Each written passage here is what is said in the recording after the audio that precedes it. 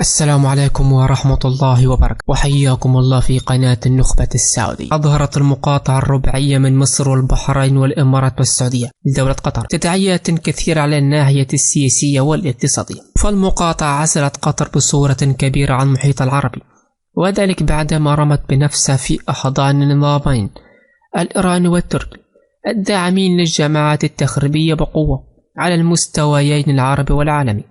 فالدوحة باختيار هذا خانت عروبتها وقوميتها، بل وخانت شعبها الذي يريد أن يعيش في سلام وهدوء بعيدا عن الصراعات السياسية والجماعات التخريبية.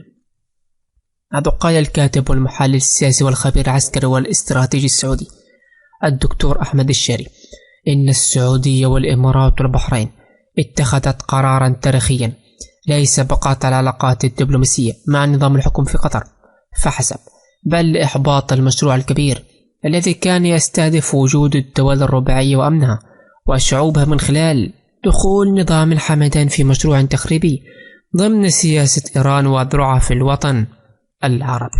حيث قال المغرد الشهير عبر تويتر سعد في تغريدة عبر تويتر وفي رده على جابر الحرمي مستشار الحمدين، قال لن تطهر قطر إلا بزوال تنظيم الحمدين وزوال إعلامها المتآمر.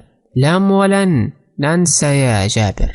هذا أوضح الشهري أن نظام الحمدين كان يسعى لتحقيق حلمه بالتوسع والتمدد وإعادة تقسيم الشرق الأوسط الجديد كما يزعمون، لكن دول الرباعي أحبطت كل هذه المشاريع وأعادت النظام القطري إلى حجمه الطبيعي، وقطعت جميع علاقاتها الاقتصادية والتجارية والدبلوماسية معه، مما أصابه بالشلل تام وخلل في النظام السياسي والمالي نتيجة انقطاع الامدادات من الجانب السعودي والبحرين والإماراتي.